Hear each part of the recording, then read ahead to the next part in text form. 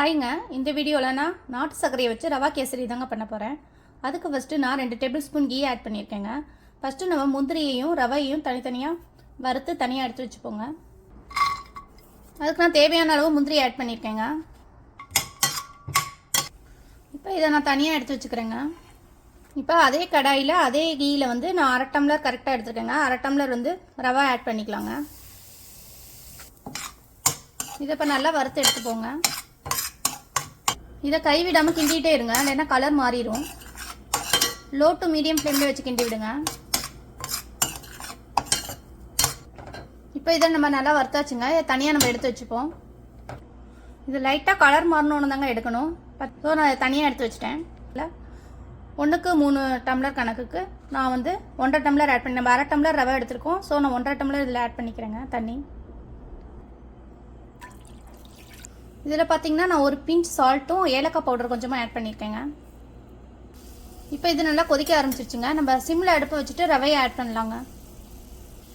கொஞ்சம் கொஞ்சமாக இதில் ஆட் பண்ணுங்கள் ரவையை.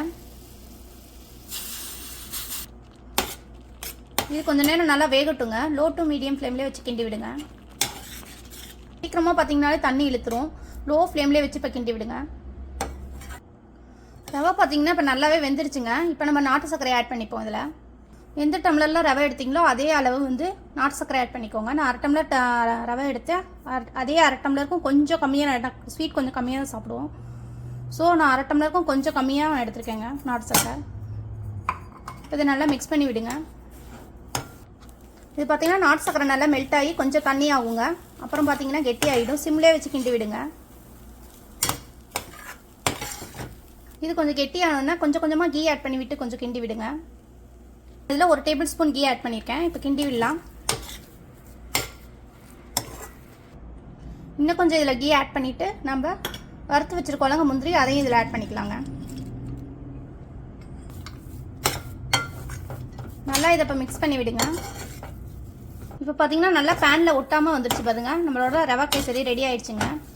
கீ அதிகமாக நீங்கள் சேர்க்கணும்னு நினச்சிங்கன்னா இந்த ஸ்டேஜில் 1 டேபிள் ஸ்பூன் சேர்த்துட்டு மிக்ஸ் பண்ணிவிட்டு ஆஃப் பண்ணிடுங்க. பிளேட்டில் மாற்றி வச்சுட்டேங்க. ரொம்ப சாஃப்டாக ரொம்ப டேஸ்ட்டாக இருக்குங்க. இதில் வேணும்னா நட்ஸ் மேலே கொஞ்சம் ஆட் பண்ணிக்கலாங்க.